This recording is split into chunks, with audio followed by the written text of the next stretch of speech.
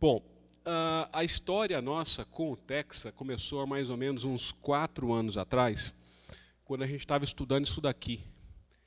E a gente deparou no principal problema, que era diagnóstico, né?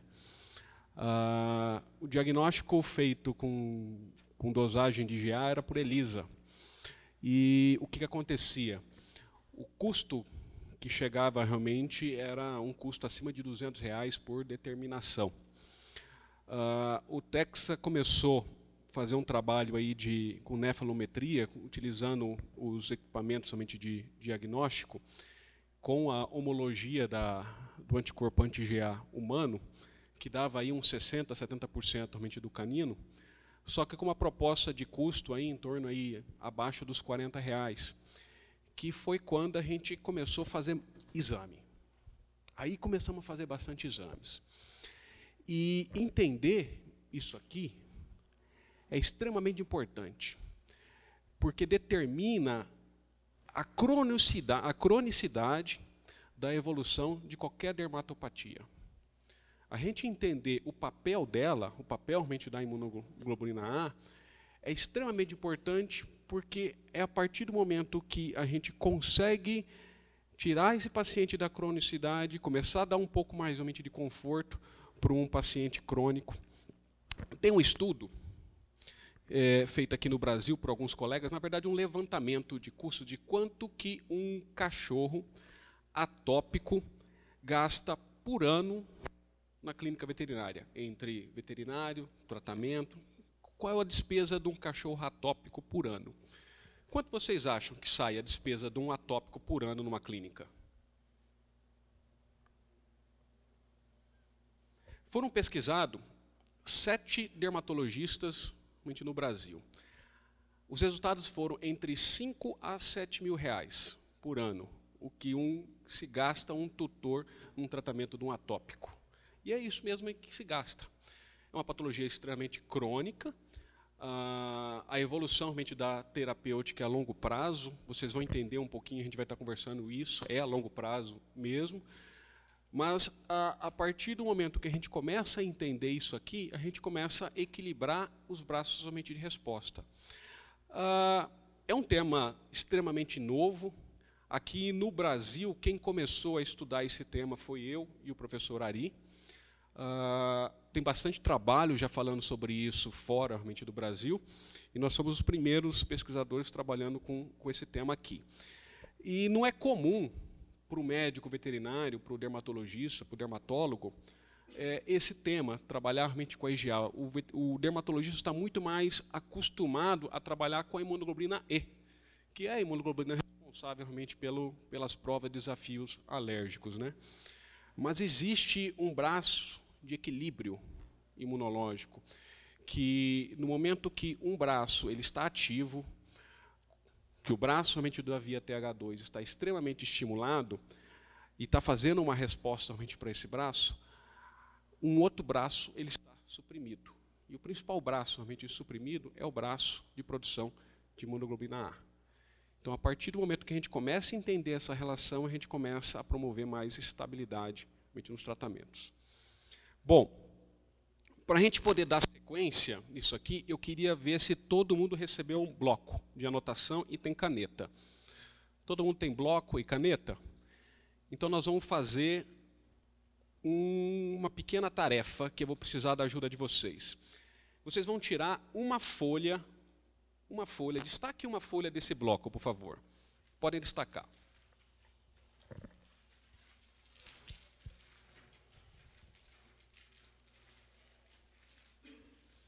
Destacaram? Levanta aqui assim para a minha folha, só para eu ver se todo mundo destacou. Que nós vamos fazer um exercício agora com essa folha, bastante interessante. Eu vou fazer uma proposta para vocês, é um desafio. Eu vou passar uma tarefa para vocês. Vocês vão ter que executar essa tarefa em 30 segundos. Calma, o nível de complexidade da tarefa é alto, vai exigir que vocês façam um desenho, mas não é nenhuma prova de arquitetura. Então não precisa ser nenhum desenho realmente arquitetônico, tá? O que vocês vão desenhar é simplesmente uma casa e todos vão participar. A partir do momento que eu falar valendo, está correndo 30 segundos e eu quero que todo mundo desenhe uma casa nesse papel. Valendo.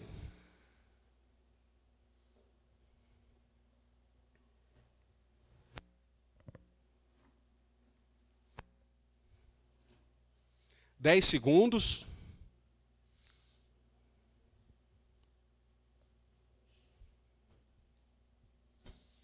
20 segundos, faltam 10 segundos.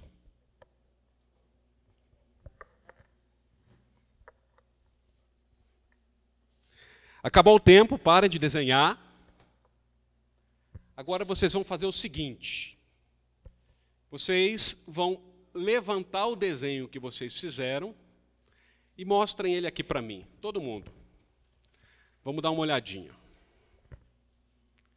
E agora vocês fazem o seguinte também, dá uma olhada no desenho do seu colega do lado, para ver o que ele desenhou aí.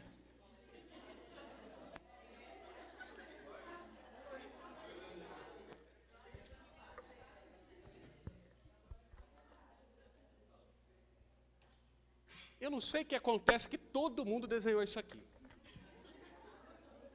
Ah, não, com certeza, não foi todo mundo. Teve uns que acho que vieram do sul, estava com frio, e colocou uma chaminé. Teve um ali que eu vi, que deu tempo até de fazer um paisagismo. Teve tempo suficiente. Que se tivesse uma caneta vermelha, tinha enfeitado a macieira. Né? Por que todo mundo fez um desenho igual, a hora que eu desafiei vocês com um tempo, e vocês entregaram isso daqui? Por que isso acontece? Ensinou assim quando você era pequeno, né? Você teve também um professor de imunologia, de dermatologia, que te ensinou a tratar o cachorro de uma forma que ficou gravado, que foi um cachorro que você acompanhou o tratamento dele, gravou, aquele você então sempre trata daquela forma, né? Exatamente, chama-se neurolinguística, é psicologia, isso fica gravado na nossa forma. Como nós somos desafiados a uma tarefa extremamente simples, existe um fator tempo ligado realmente a essa tarefa, que eu dei um tempo para vocês extremamente curto, realmente de 30 segundos, a gente entrega o resultado do mais simples como a gente está acostumado a fazer. Isso acontece, isso é normal. É assim que nós agimos realmente no dia a dia e assim que realmente nós fazemos. Só que para a gente avançar um pouquinho com imunologia com vocês, a gente precisa e nós queremos resultados diferentes nos tratamentos somente de vocês. Nós queremos resultados diferentes nos pacientes crônicos somente de vocês. Então, eu preciso tirar vocês um pouco desse piloto automático, quebrar esse piloto automático e para que vocês possam absorver uma informação nova, uma informação diferente, para que a gente possa mudar um resultado terapêutico em dermatites. E para falar um pouco disso, eu trouxe meu amigo, professor Ari Elias, imunologista, um dos maiores especialistas nesse tema realmente no Brasil, e nós dois vamos estar conversando aqui sobre isso, somente com vocês. Ari, sua vez de falar um pouquinho.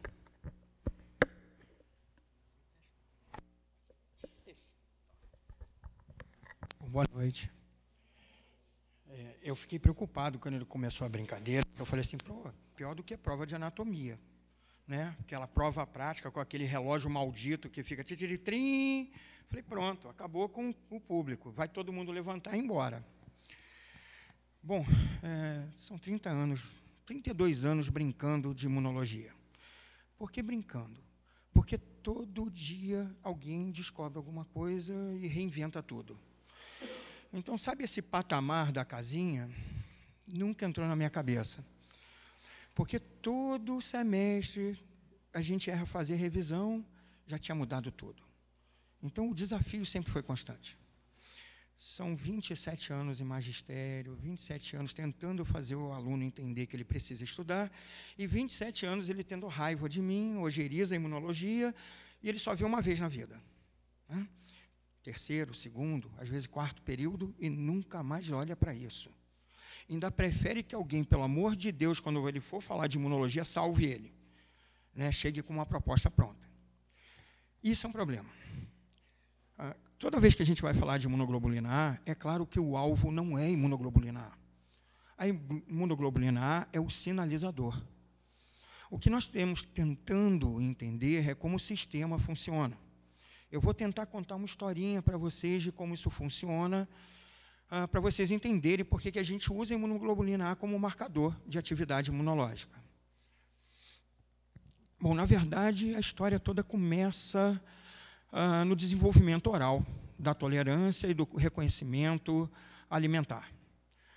Teoricamente, tudo que você come precisa se tornar tolerante. Porque tudo que você come, tudo que o paciente come, é estranho ao corpo dele.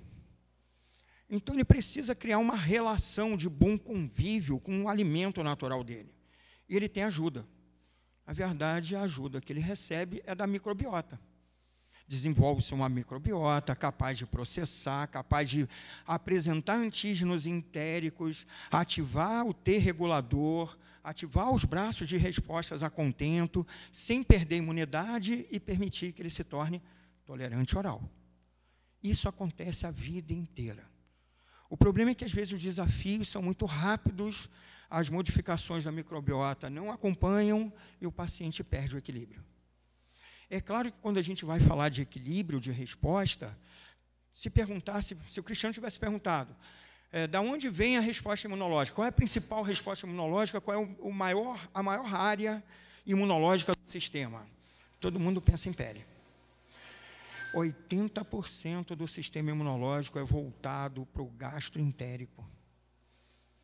A maior funcionalidade celular é gastroentérica.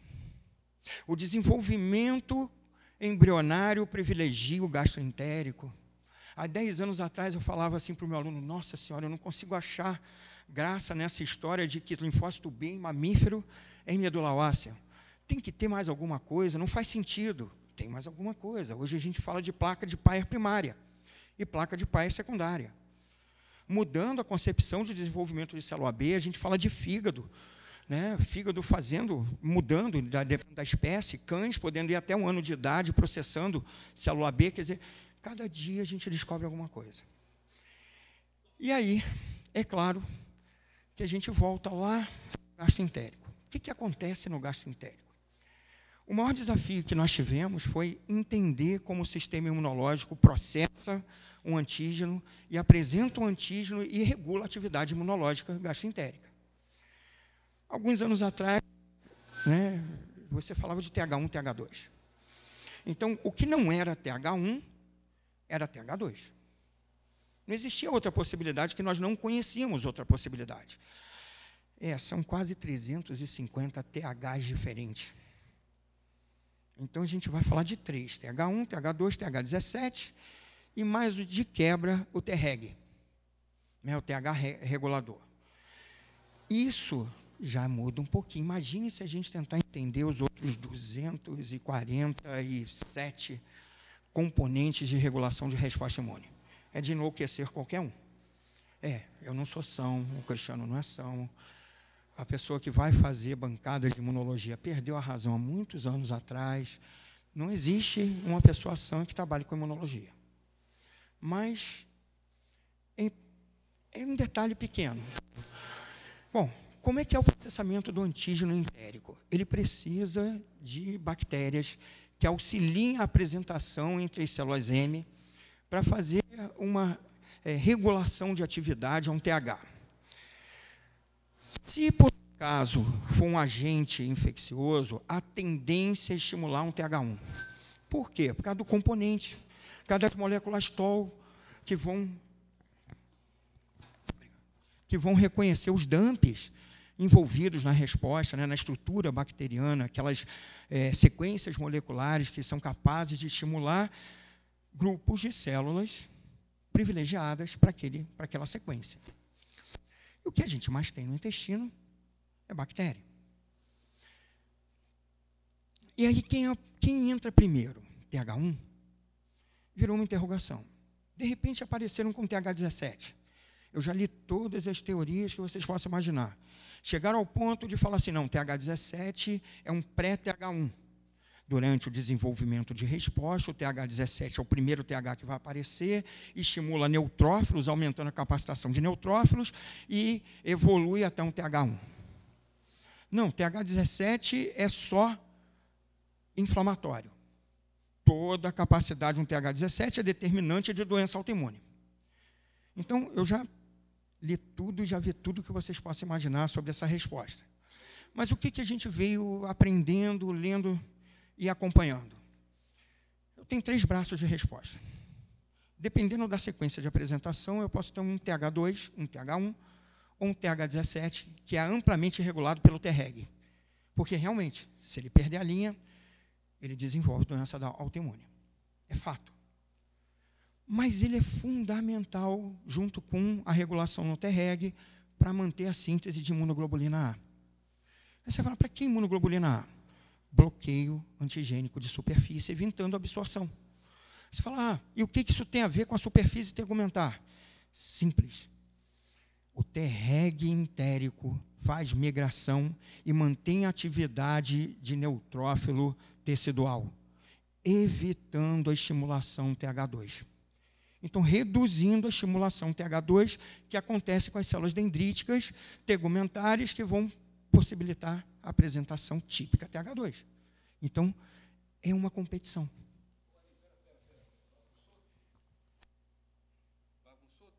Vamos explicar isso de uma forma mais simples agora para os nossos colegas.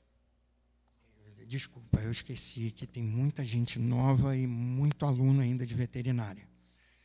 Vou tentar, prometo. É simples, gente. É equilíbrio, é balança. É uma balança de pesos. Quem vai botar o alimento na balança pode botar a mão junta enquanto você não vê e aumentar o preço que você tem que pagar. Facebook é uma maravilha, né? Porque de vez em quando eles pegam alguém botando a mão na balança ou então trocando a fruta. É isso que acontece. O sistema pode ser ludibriado. E ele é ludibriado toda vez que ele perde o companheiro preferencial dele. Isso é a microbiota saprófita comensal. Toda vez que desequilibra, ele fica perdido na feira e ele pode ser enganado. Então, o que a gente vai falar para vocês é uma regulação de balanças, que, na verdade, na hora que produz uma imunoglobulina, demonstra uma funcionalidade, mas não só da imunoglobulina, mas de todo o sistema. É só isso. Aí, outro dia me perguntaram, se é só isso, para que você fala 1 hora? Ah, não sei, é porque eu gosto do público, né? Eu gosto de falar mentira, a gente conta piada, não sei, né? Mas é só isso, não tem nada demais. Na verdade, o que a gente precisa entender é que existe uma microbiota que vai cooperar com os sistemas de apresentação. É fundamental para decidir quem vai responder. E como o intestino é a principal área de desafio, afinal de contas, é uma área de troca muito intensa, o que não acontece naturalmente na pele, a não ser que haja uma disbiose grave, uma modificação de permeabilidade grave, ou uma penetração de um apiteno, de uma molécula muito simples, que pode passar desapercebida.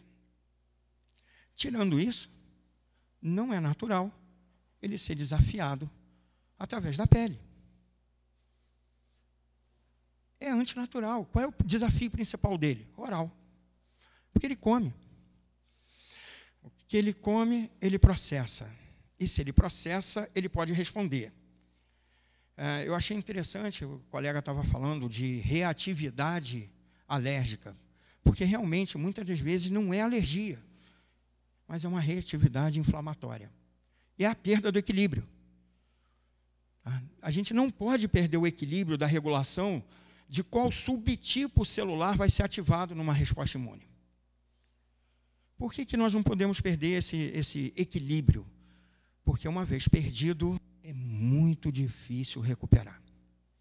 aí a gente precisa pedir ajuda aos imunossupressores, aos reguladores inflamatórios, a antibiótico, enfim. Cada vez que você interfere, você complica mais o equilíbrio. E vai se distanciando cada vez mais do equilíbrio. Usou antibiótico, você perde microbiota saprófita.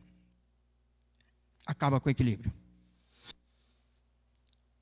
Carência nutricional, acaba com o equilíbrio. A vitamina D, foi falada antes, né, extremamente importante para várias funções, inclusive para a regulação da atividade de síntese de imunoglobulina, que no cão e no gato é principalmente de digestão, né, digestória, absorção. A primeira coisa que a gente precisa saber é, então é oral.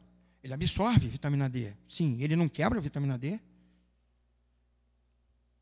Não, ele não quebra. Por que ele não quebra? Que praga é essa? Porque ele se tornou tolerante. Ele não pode reconhecer aquilo que serve de sustento para ele. A hora que ele reconhece, ele não responde só ao que está no bendito intestino. Ele responde também ao que é similar e está sobre a superfície da pele. E vira um problema. Vai virando uma faca de dois gumes. Bom, então, na verdade, sendo bem técnico, embora eu seja técnico, todos os trabalhos que a gente tem feito são clínicos. Eu trabalho dentro de laboratório e sempre que a gente produzia um artigo, eu falava, será que o clínico vai ler? Você lê artigo de imunologia? Eu também não gostaria de ler, não. É difícil, né? Você passa um trabalho para o aluno, fala assim, você tem esse artigo para ler. Aí ele já olha e fala assim, professor, para que tanta letra? Parece uma sopa isso. Eu preciso saber tudo isso. Aí uma vez eu fui chamado a atenção por um diretor. Os alunos estão reclamando que você é muito técnico. Eu falei, só falava em interleucina e interferon. Eu falei, professor, eu tenho uma ideia. Que tal chamar interferon de Fefe? E interleucina de Lelê? Será que o aluno vai entender? Né? Falo Fefe, Lelê. Né? Olha lá o Lelê 1, olha lá o Lelê 2. Será que ele vai entender? Aí ele notou que eu estava de chacota com ele e falou, você está brincando comigo? Eu falei, estou. Só está brincando comigo, dizendo que eu sou técnico. Ué, se o aluno precisa ler, precisa entender, a gente tem que ensinar. Mas ele reclamou. Que bom que ele reclamou, não ia ficar assustado se ele não reclamasse. Se ele reclamou, que ele tentou ler. Senão ele não tinha nem reclamado. Então, os sistemas são variados. E o que eu preciso entender é que a imunoglobulina é a resultante de um sistema TH17 bem regulado.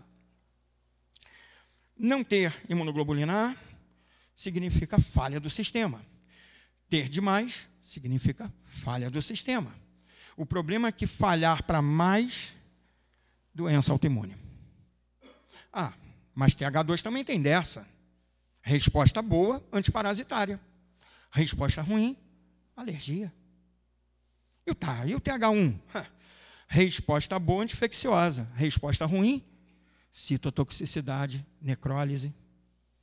Então, não existe uma resposta que só tenha que ter ela. Ela tem que ser regulada. As respostas se autorregulam o tempo inteiro. É o desafio da sobrevivência.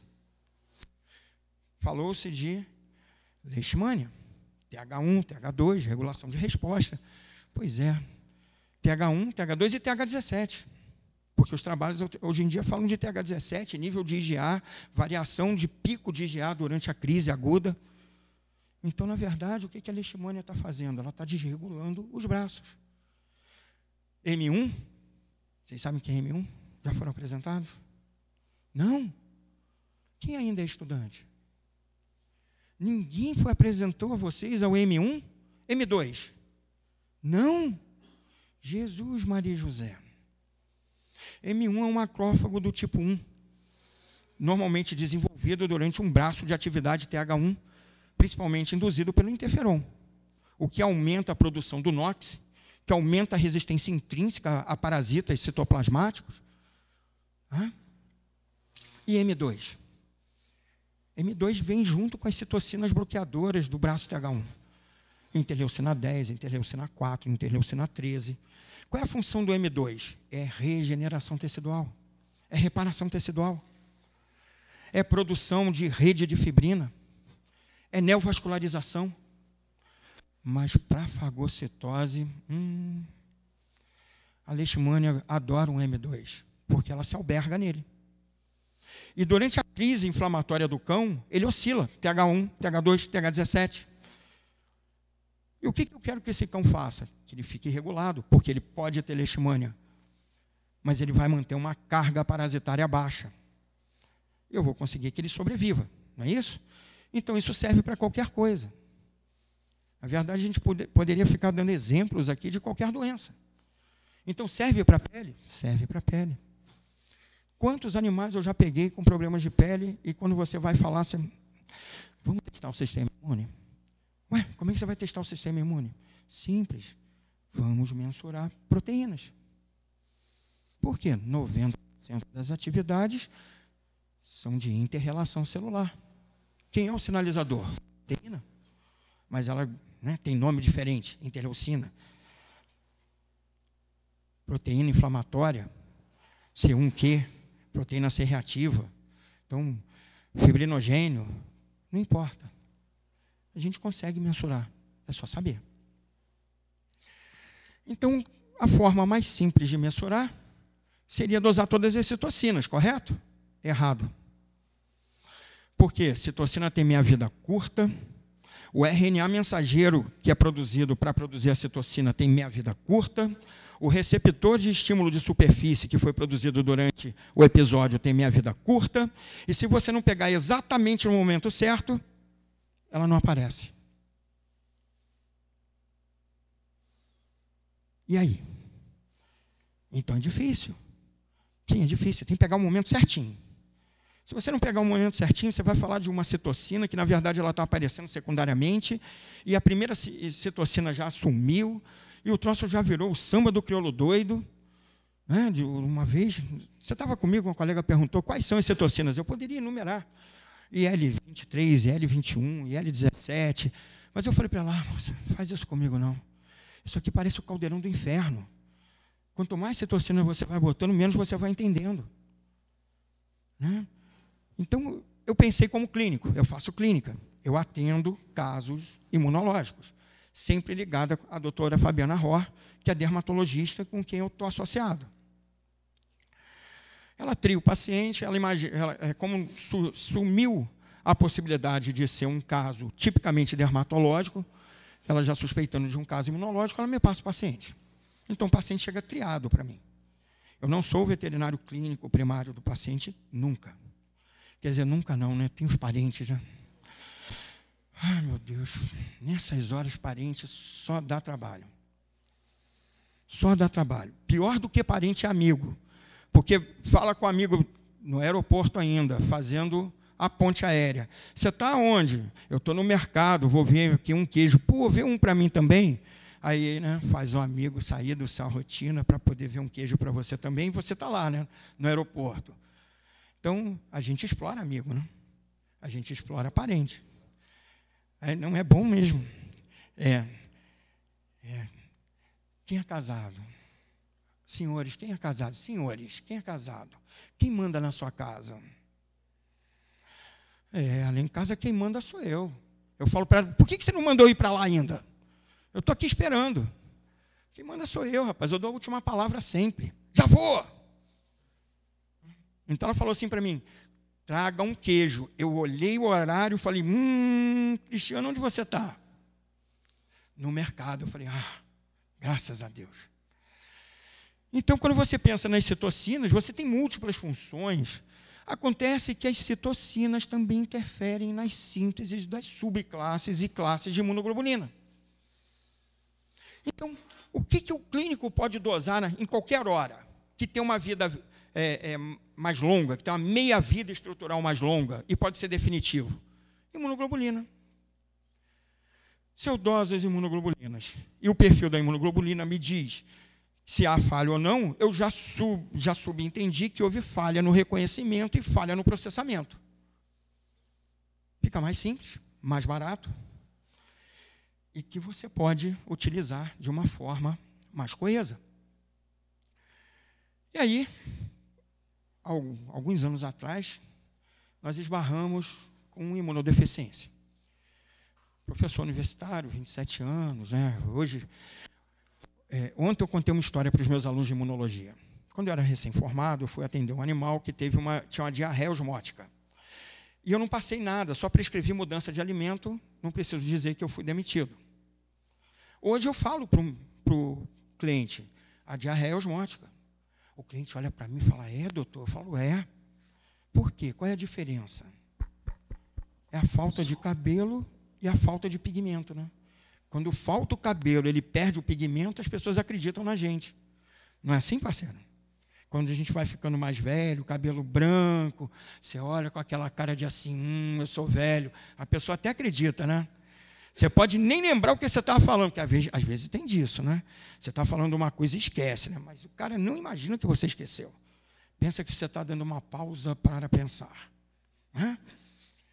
Isso é bom. Então, esbarramos com uma imunodeficiência. Eu pegava o paciente que vinha como atópico, que vinha de infecção recorrente, dosava imunoglobulina, ou era indetectável, ou estava muito abaixo do normal. O imunologista, ele usa bastante o estetoscópio, né? Sabe a função do estetoscópio na clínica, né? Você coloca os dois aqui dentro, você põe lá no cachorro, aí as pessoas estão lá, o tutor está lá perguntando, e aí, doutor, o que é? O que esse cachorro tem? Você está pensando aqui com você, com aqueles dois estetoscópios, assim, nele, assim, lá no cachorro, né? Assim, você está falando para mim que eu vou, né? Pausa para pensar? Então não Exatamente. precisa nem de cabelo branco, viu? Eles também podem aprender a dar pausa. É uma ferramenta extremamente importante na clínica, o estetoscópio. Eu acho. Né? Mas olha só, 70% dos meus pacientes que entram por causa de pele são entéricos e são pulmonares. Também. Então, muitas vezes, o cachorro chega, o cara está falando da pele, aí eu vou escutar. Ele fala para mim assim, mas doutor, o problema é a pele, é isso aqui, ó. Você fala para ele, meu amigo, você trouxe o animal para eu poder examinar. Então, vou olhar todas as mucosas, eu vou olhar a mucosa oral, eu vou ver se ele não tem doença periodôntica, eu vou olhar todas as estruturas que eu consegui observar antes de pedir qualquer exame. O cachorro não chega só com a pele, ele chega inteiro. E quando você tem imunodeficiência, você não tem apenas um reflexo de pele. Aliás, pele é o menor dos problemas, mas é o que mais incomoda o proprietário. Se o cachorro que dorme na cama com ele e com a mulher dele, eu não sei como ele consegue, mas tem. Dorme ele, a mulher e o cachorro. O cachorro se coçou de noite, ele não dormiu, porque a mulher não deixou ele dormir. Porque ele dorme, mas a mulher é que não dorme. Né? Parece que elas não têm sono. Expulsa ele de casa, ele chega na clínica zangado, porque o cachorro está se coçando. Mas o cachorro estava tossindo quietinho, estava esperrando, e isso não incomodou ele. Né? O cachorro tinha fezes pastosas, mas isso não incomodou a ele. Incomodou ele se coçar. Bom, vamos falar da imunodeficiência em si, né? Nós temos ela de forma primária e secundária. Primária, geneticamente determinada. Secundária, fenotipicamente determinada. Pode acontecer em decorrência de uma infecção, pode acontecer em decorrência de uma carência, pode acontecer em decorrência de um uso inadvertido de antibiótico, menos é mais. Cada dia, menos é mais.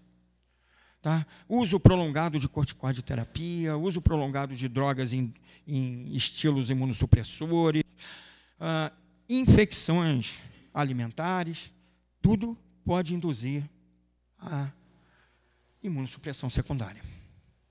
E aí é a praga, porque parece que você está mentindo, né? O proprietário fala, mas isso também? Estagiário então, Cristiano, ele fala assim para mim, mas Ari, isso também? Vamos esperar o resultado do exame, porque isso também pode ser. Então, a gente começou a pensar em como diagnosticar. Para e pensa. Vou perguntar aos universitários. Há quanto tempo vocês oferecem eletroforese de proteína, como rotina? Quantos anos? Muitos anos o quê? 4, 5, 6, 7, 8, 9, 10, 11, 12... Por aí, 12, pois é, eu pego essa praga com suspeita há mais de 20 anos. Então, não tinha como fechar. Há quanto tempo vocês oferecem dosagem de anticorpo específico? 12 anos? 10 anos? 8 anos? Mais ou menos 8 anos, né? Eu sei, porque eu estava sofrendo com isso. Mais ou menos 8 anos. E os meus pacientes anteriores se lascavam. Não dava para fechar diagnóstico. Ora, você pode fazer uma análise quantitativa celular, qualitativa celular ou quantitativa qualitativo moral. Celular é um pouco mais complicado, porque eu vou ter que fazer biópsia, vou ter que fazer imunohistoquímica, vou ter que partir para N fatores que vai tornar o processo custoso, vai sair do controle do clínico, fica complicado. Então, mais fácil de fazer, quando você está avaliando um paciente, são as variações quantitativas e qualitativas morais. Dosar elementos do complemento. Eu acho que eu vou aproveitar de novo. Você lembra que eles mentiram para mim lá em Recife? O Dexa foi ruim comigo no Recife, há 2 anos atrás. Eu perguntei assim, não dá para dosar C9, não? Você sabe o que vocês responderam para mim? Para quê? Só você vai pedir? Eu quase chorei, gente. Falei, puxa vida. Aí depois, para que você queria C9? Também não digo. Mas eu queria e ainda quero. Quanto mais nós temos recursos de dosagem, melhor nós fazemos nossos diagnósticos. Então, dosar elementos do complemento, de proteínas inflamatórias, elementos humorais específicos, que são os anticorpos, são importantes para a gente. Nós podemos fazer isso. E hemograma? Para que você pede hemograma? Gente, hemograma ajuda tanto. Eu estava aqui conversando um pouco antes, falando assim, chega o paciente atópico, inflamatório típico, ainda chega com anemia normocítica hipocrômica. Você fala, sim, processo inflamatório crônico, bloqueio de mobilização de ferro. E o cachorro está tomando ferro. O cara está fazendo qualquer coisa rica em ferro. E não adianta. O cachorro tem 3, 4, 5, 6 hemogramas, repetindo anemia normocítica hipocrômica. Contém inflamação dele. Desinflama ele. Aí ele remobiliza o ferro. Simples. Então, o hemograma ajuda muito. E quando é um paciente idoso, você deixa eu contar uma história? Você não me bate, não. Ele depois briga comigo, tá, gente? Ele faz essa cara de bom moço, mas ele puxa a minha orelha. Fala assim, você demorou demais falando. Deixa. Há 1 mês atrás, me indicaram um paciente. Processo inflamatório articular crônico, calcificação vascular disseminada, estenose de algumas artérias importantes. E quem me enviou foi o cardiologista. Converso com o proprietário, olho a pasta de exames e eu vejo uma linfopenia persistente. 8 hemogramas com linfopenia. Durante 6 meses. Aí vem aquela pergunta do capeta, né? O capeta atenta, fala assim, da onde a senhora trouxe esse cão? Ah, doutor, eu adotei num abrigo. Falei, mãe, eu estou aqui muito triste, mas eu tenho uma notícia ruim. A notícia ruim é que eu acho que eu sei o que ela tem. Ela falou, ué, doutor, como isso é ruim? É porque se eu tiver certo, deu ruim. A suspeita caiu em Brucella canis, caiu em herpes vírus. Pedi a sorologia específica dos dois. Brucella canis. Saio do Rio, falo para o cardiologista, você vai tratar? Vou.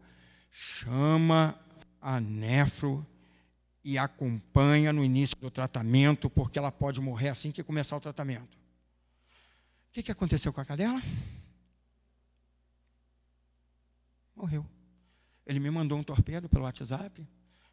Não é torpedo que fala, mas... Me mandou, eu ainda estou na era do torpedo. Ele mandou um WhatsApp. Ari, é o quê? Tá. Me mandou um troço lá falando assim, Ari, lembra da cachorrinha? Eu falei, lembro. Morreu. Eu falei, e a nefra? Não deu tempo nem dela examinar pombas. Ele começou o tratamento antes da nefra acompanhar. Falei para não fazer isso. Por quê? Aumenta a dispersão de antígeno, a anafilaxia. Vai falar com São Pedro, que todos os cães merecem o céu. Aliás, tem desenho 1 e 2, né? Todos os cães merecem o céu 1, todos os cães merecem o céu 2. Vai tudo falar com São Pedro. Ora, então a gente pode fazer dosagens específicas. Eu posso dosar IgA.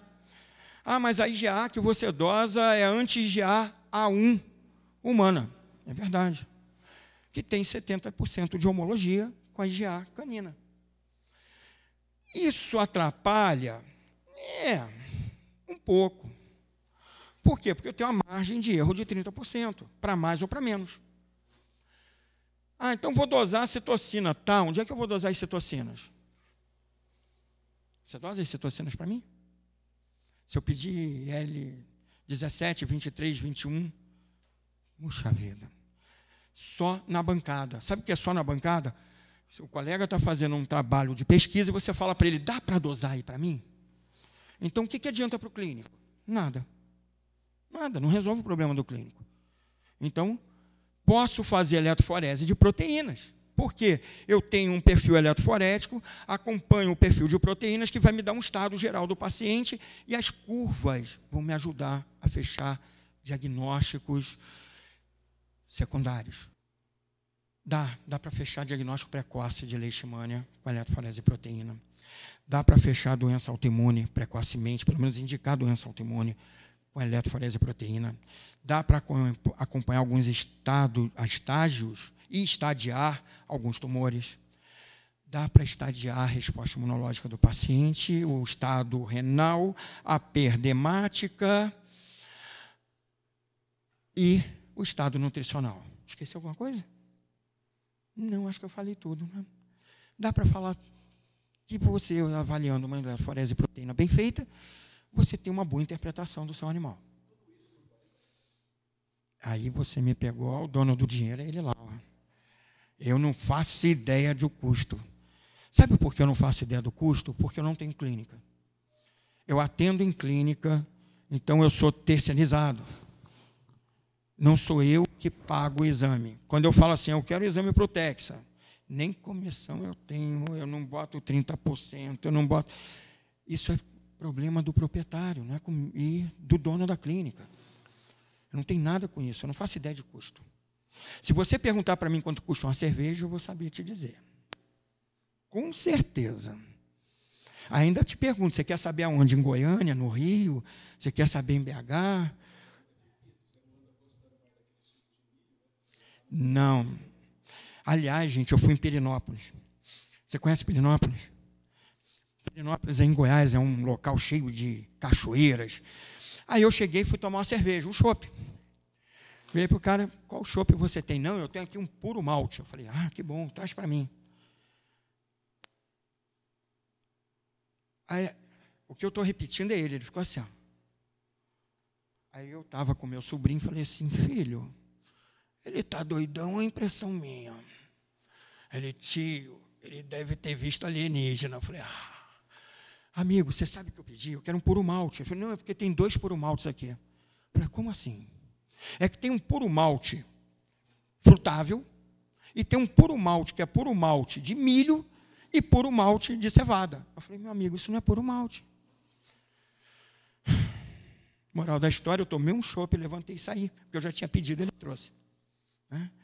Então, eu sei, mas esse negócio dá um trabalho ter que provar as cervejas novas, né? Tem tanta cerveja artesanal, você degustar é um trabalho, é muito grande esse trabalho. Eu acho que é pior do que fazer imunologia, tem mais desafio. Então, a gente pede uma imunoglobulina, vem um resultado simples, imunoglobulina A. Vem lá um resultado, um parâmetro, e eu botei um dentro de parâmetro de normalidade de propósito. Porque teve um colega que falou assim, mas você só bota exame que está tudo baixo? Aí eu mandei um para o Cristiano esses dias. O animal parecia que explodir de imunoglobulina A. Qual é a consequência disso? Doença autoimune. Eu fui pesquisar a doença autoimune que ele tinha. Infelizmente, síndrome lúpus. E a gente vai atrás. Fazer o quê? De vez em quando é pênfigo.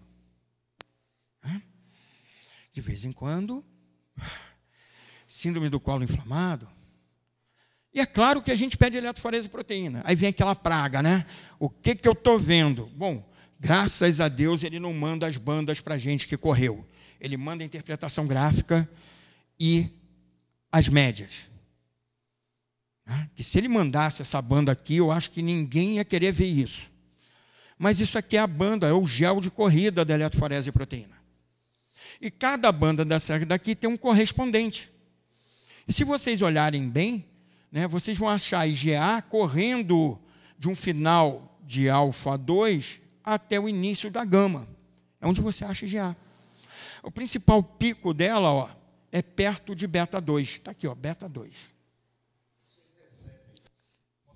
Pode, claro. Vocês Fique à vontade. recebem um laudo de exame que ele vem o teor de cada uma das proteínas das bandas e vem esse gráfico mostrando esse andamento das proteínas, né?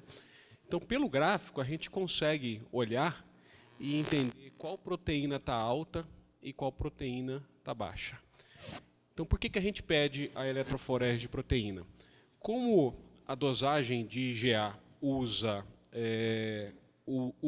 anticorpo humano, 60% a 70%, a gente olha ela e olha aqui também, para poder entender se é verdadeiro aquela dosagem.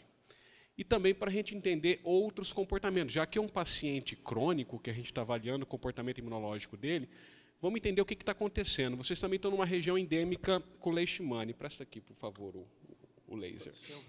Então, se vocês pegarem uma eletroforese de proteína, que é essa grandona aqui, ó, que é a albumina, se ela tiver baixa no gráfico, e essa aqui, que é a IgG, que é a banda das gama-globulinas, tiver alta, isso aqui é praticamente patognomônico de Leish. Leish que faz isso. Abaixa a albumina e sobe gama-globulina. Tá? Nos nossos pacientes, o que nós queremos olhar? Nós queremos olhar isso aqui e queremos olhar o comportamento dessa daqui, para saber se a produção de imunoglobulina G está suprimida também desse animal ou se está superestimulada. Por quê? Com certeza utilizaram corticoide, com certeza utilizaram supressores nesse paciente, e a gente precisa dar uma olhada como é que está a resposta dessa curva aqui. Tá? Por isso que a gente olha ela. Pode dar sequência ali. Desculpa. Velho não pode ver uma cadeira que senta, né? Desculpa, eu sentei porque a idade pesa. Então você recebe isso aqui. Né? Isso aqui é um exame de um paciente que veio lá, ó, hipergama, globulinemia policoronal, assimétrica, recomendando uma imunoeletroforese. O que é imunoeletroforese? Ele vai pegar aquela banda que corresponde a beta 2 e gama e vai correr de novo com mais detalhamento. E ele vai conseguir dizer para mim se ele tem anticorpo policlonal, qual é o tipo de anticorpo policlonal, se é monoclonal. E muitas vezes é aqui que a gente pega o nosso paciente oncológico, pega o nosso paciente autoimune. Isso aqui eu peguei num paciente com lúpus. Ele chegou na clínica com suspeita de atopia. 6 meses de tratamento para atopia. Na hora que eu corri a eletroforese, eu falei, Aí fomos atrás dos outros exames e com pelo menos 4 itens eram concordantes com a suspeita de lúpus. Nunca um item só. De 5, pelo menos 4 itens concordantes. Hoje é meio complicado falar isso, mas 3 já é uma forte suspeita. 4 itens, você já pode considerar que ele está em síndrome lúpus. Então, o que a gente começou a fazer? Chega um cachorro, ele está condizente com uma infecção crônica, recidente, a gente avalia ele. Sim, ele está coincidente. O que a gente faz? Pergunta, está usando corticoide? Está usando algum imunossupressor? Está usando. Então, eu vou esperar de 15 a 40 dias para mexer nesse animal. Mas, doutor, ele vai perder a pele. Ele coça essa orelha de arrancar, sai sangue. Bota um colar. Tadinho. Eu falei, não, amigo. bota o colar, porque nós vamos esperar de 15 a 40 dias. Tá? Não, ele não está usando, então faça a dosagem em série com eletroforese e proteína. Fiz a dosagem em série com eletroforese, o resultado indicou baixo padrão de IgA, uma eletroforese que não mostra outro comprometimento, então a gente já começa a pensar em diagnósticos diferenciais. Se tem outra alteração na curva, eu vou ver se a possibilidade de leishmania, vou ver se a possibilidade de erlichiose, vou ver se é tumor, vou ver se por um acaso o paciente mentiu para mim, né? O cliente mentiu para mim, que eles mentem. Aí eu estava usando o corticoide, veio a curva toda baixa. Quando é que você parou o corticoide? Ah, doutor. Eu falei, então repita o exame por sua conta e risco, porque você não atendeu as especificações do exame. Você vai ter que repetir e vai ter que pagar de novo. Então, quando eu vou falando para eles assim, vai pagar de novo, ele já fica preocupado em pagar de novo. Né? Mexeu no bolso, danou, né? Tem jeito. Chegou, ele não tem nenhum dos quadros de infecção crônica, não tem quadros de reincidência infecciosa. Vamos pensar em outra coisa? Vamos ver se realmente ele... Você já fez teste alérgico? Não. Puxa vida, você não triou o paciente. Quem foi que fechou o diagnóstico desse animal prévio? Tá, tudo bem. Eu reencaminho para o clínico que me mandou e ligo para o clínico. Pô, cara, você me mandou animal sem ser triado antes. O pior não é o clínico que me manda o animal sem ser triado. Facebook é uma praga. O cara te descobre no Facebook, ele entra no grupo de criadores de bulldog e lê alguma coisa e acha você, ele acha que o cachorro tem a doença que ele quiser e ninguém indicou, ele vai te procurar. Eu recebo metade dos meus clientes, eu mando voltar para o clínico. Eu mando voltar, falo, mas o senhor não pode assistir, não pode vê-lo? O senhor não quer atender meu cachorro? Eu quero atendê-lo, mas pela indicação certa. Não é você que acha que ele tem que ser atendido por mim. É o colega que tem que me indicar. Volta. Às vezes é aluno. Aluno é pior do que cliente não aluno. Aluno é uma praga, porque ele te pega na faculdade, já com todos os exames na mão, e fala assim, dá para dar uma olhadinha? Vai dizer que vocês nunca fizeram isso. Fizeram, se não fizeram, vão fazer. Aluno é uma praga. Então, conseguiu fechar o quadro de uma supressão de IgA, vamos começar outro desafio, né? O que fazer com isso? E aí, é claro, resta para a gente começar a corrigir essa supressão. Bom, e aí vamos pensar em tudo que a gente sabe, né? Vamos corrigir o que a gente vai fazer. Vamos voltar. Né? Ari, acho que antes de entrar nisso, eu queria fazer uma abordagem que é interessante. Bastante interessante. Ele não deixa eu falar, vocês já notaram, né? Se vocês pegarem, por exemplo, um paciente de quadro inflamatório, alérgico, e dosarem IgA dele, qual a probabilidade da IgA estar baixa no exame desse paciente? A probabilidade é acima de 90%. Ou seja, de cada 10 exames que vocês mandarem de um cachorro com quadro inflamatório, 9 vocês vão pegar ele inflamado. Vocês vão até falar, nossa, eu tô craque para fechar diagnóstico de supressão de IgA. Sou campeão. O Ari falou no começo que os braços andam em equilíbrio. Então, se a gente tem um quadro inflamatório, o animal tem o braço TH2 sendo estimulado, automaticamente você vai ter uma supressão no braço TH17 e nós estamos usando a IgA como marcador. Então, isso vai acontecer. Aí, se a gente puxar um pouquinho mais de informações, no último congresso de dermatologia soltaram uma informação de que 30% da população canina é atópica. 30% da população canina é atópica. Um estudo americano, publicado na Elsevier, fez uma referência de pegar os pacientes, quantos pacientes têm supressão IgA. Então fizeram um trabalho bonitinho lá, em 1.200 e tarará, pacientes de diversas raças, fizeram ELISA e para determinar a IgA.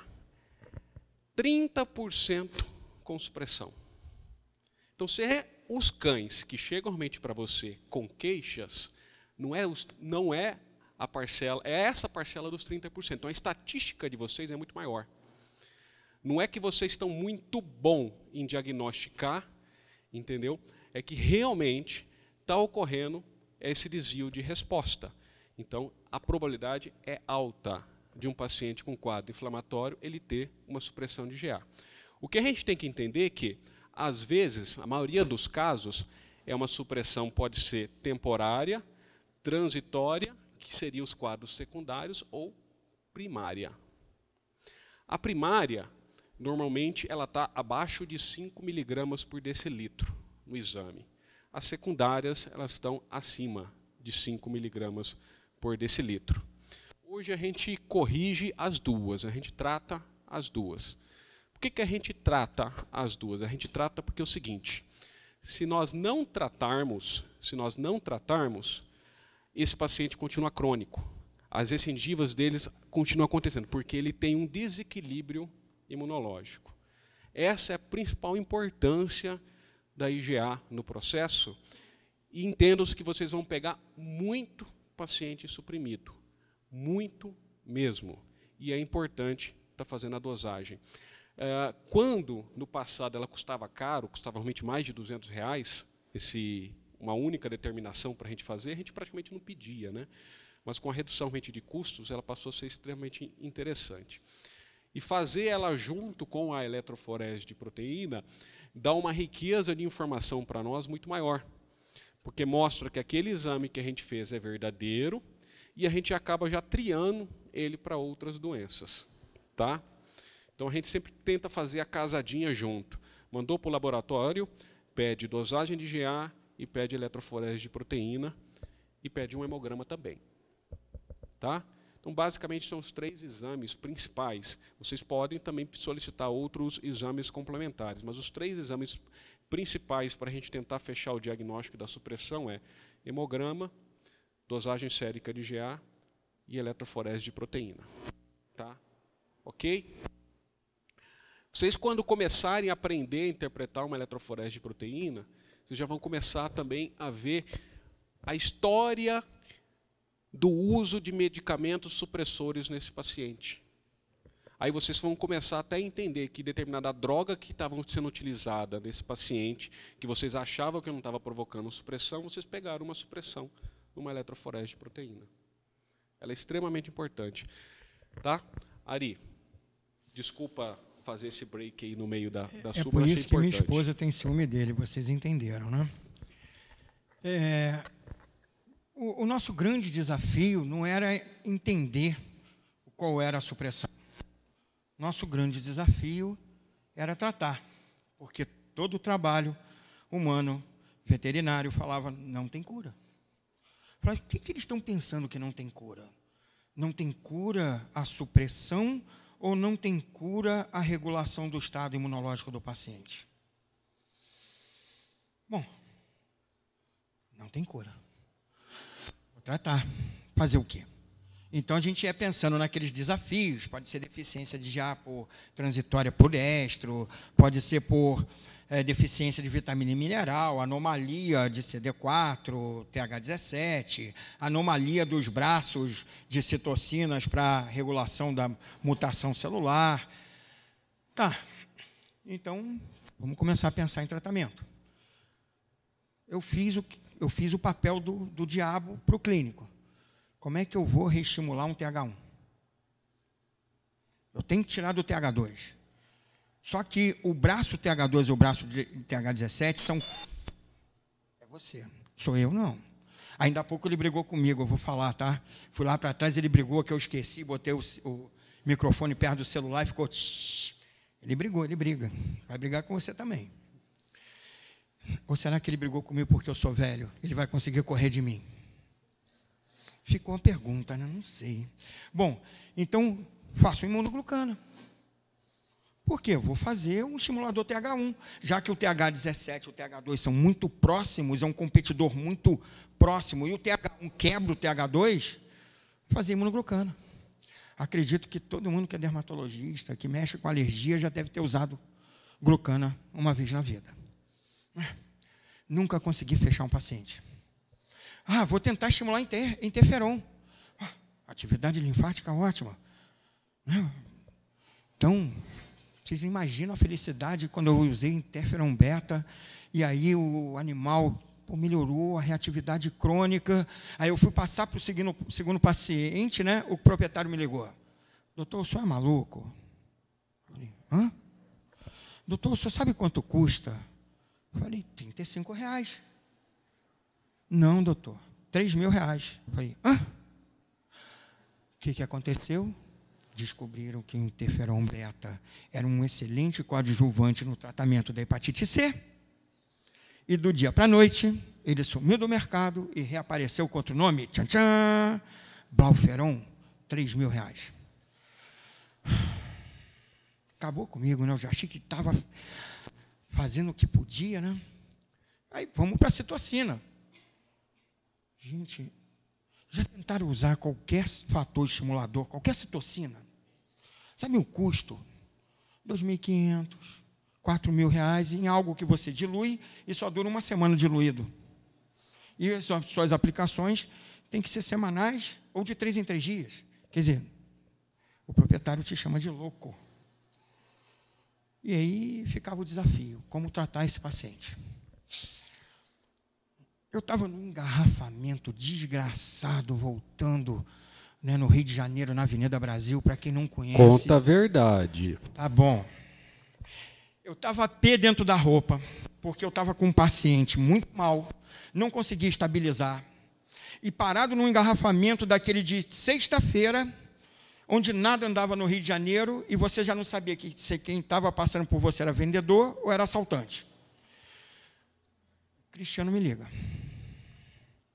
para falar de outra coisa. Eu, perdendo a roupa, ele sentiu pelo tom da minha voz, falou assim, o que está havendo? Eu falei, pombas, Cristiano, estou com um desafio aqui, um paciente está mal, eu não consigo estabilizar, eu não tenho recurso para estabilizar, e eu não sei mais o que fazer. Aí ele lá do outro lado, com essa voz de cuiabano dele, calma, talvez eu possa te ajudar. Bom, aquele dia foi o dia que a mulher dele deve ter me odiado, porque foram quase 1 hora no telefone, eu não saí de frente da Fiocruz, eu não cheguei até a Ponte de Niterói. Naquela época a gente não mandava áudio, né? Não, foi no telefone, na ligação. Eu falava para ele assim, o meu desafio é tal. Ele falava assim para mim, se eu fizer isso? Eu falei, opa. Mas e o desafio tal? Ele, e se eu fizer isso? Eu falei, opa. Mas eu tenho mais esse desafio assim. Ele, calma, e se eu fizer isso? Eu falei, agora faltou só uma coisa, Cristiano. Só falta você falar para mim que você consegue botar glutamina nesse chonga. Ele, eu consigo. Ele é louco, ele é insano. Porque ele virou assim para mim, qual é o endereço da clínica que você trabalha? Aí eu dei, chegou uma caixa de suplemento para tratar 30 animais por 6 meses. Aí eu liguei para ele, ainda era ligação, falei assim, você enlouqueceu? Eu não tenho dinheiro para te pagar, eu sou professor. Lembra? Eu quase não ganho nada no atendimento clínico. Eu sou professor, cara, eu tenho muito filho, cara. Ou eu tenho filho ou eu tenho dinheiro. Ele, calma, eu mandei para você ver se serve. Bom, aí comecei a utilizar o produto, começamos a estreitar as relações, comecei a verificar, ele não tinha nome, era uma bandeira fictícia, né? Vinha lá, produto teste, suplemento. Eu não sabia o que era, eu só sabia que ele disse que ia atender às necessidades de todos os desafios que eu passei para ele aquele dia. Mas eu juro para vocês, eu não fazia ideia de preço, eu só achava aquilo assim, esse cara é louco, deve ter uns R$5.000 aqui. toda vez que ele falava comigo, eu falei, Cristiano, eu não tenho dinheiro não. Ele fala assim, você está precisando de mais? Como mais? Eu falei assim, rapaz, eu acho que esse cara está achando que eu sou rico e estou escondendo o jogo. Né? A gente ainda não se conhecia muito pessoalmente. Na verdade, nós nos conhecemos na coisa mais esdrúxula do mundo. Eu estava na universidade, posso contar, né? Pode. Eu estava na universidade, aí chegou uma pessoa para mim com um caso de infecção por Escherichia coli persistente. No meu segundo doutorado, eu tive contato com pesquisadores argentinos, meu segundo doutorado foi Brasil, Argentina, e a colega trabalhava com ovo, com hiperestimulação em ovo. E aí, a pessoa saiu de perto de mim, chegou uma representante da Nutrifarm. Doutor, eu tenho aqui um produto, disseram que você é o professor de imunologia, e veio apresentar o produto que então, né, ele tinha, que era... E ele esqueceu o nome do produto. Vocês viram que eu dei a deixa para ele falar o nome do produto, né? AIG. Aí, quando eu olhei o rótulo, eu falei, peraí. Que professor, né, faz escândalo. Todo mundo olhou. Eu falei, não, é aquele lá que está sendo no portão. Chega aí. Eu tenho aqui um bloqueador específico de E. coli. Vamos fazer o tratamento. E dei para ele. Eu não gosto de ir a lugar nenhum. Por quê? Eu sou extremamente polêmico. As pessoas, às vezes, falam assim, você vai perguntar? Eu falo, não, eu só vim comer de graça, cara. Eu não vim assistir a palestra, não, fica tranquilo. É que tem boca livre, é na pizzaria. Você queria que eu fizesse o quê? Eu vim. Né? Então, não vou a lugar nenhum. Mas ele foi fazer uma apresentação do AIG e eu fui assistir. E foi ali que começou essa nossa relação. E quando ele me ligou, foi para falar do AIG. Não foi para falar de nada mais a não ser do AIG.